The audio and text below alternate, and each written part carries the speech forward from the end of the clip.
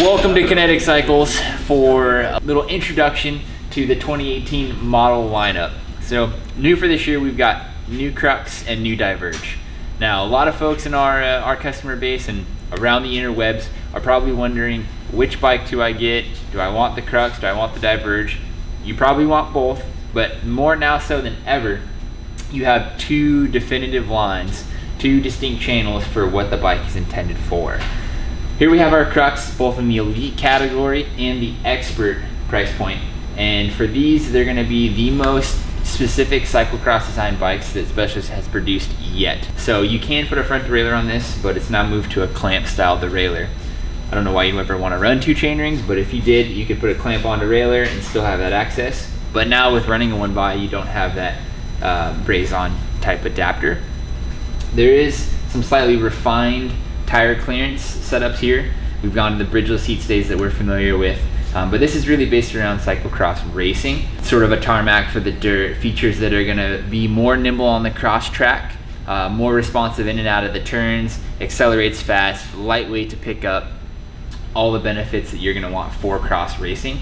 This is your super sweet sports car that just handles the turns like no other. Now, coming over here, we'll go to the Diverge. Pull this Mac Daddy down.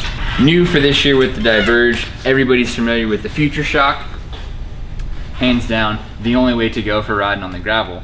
But this bike is gonna give you more tire clearance. This thing can take up to a 700 by 42 or a 650B by 47 tire setup. Maximized for comfort, so a little bit lower bottom bracket, a little bit longer wheelbase.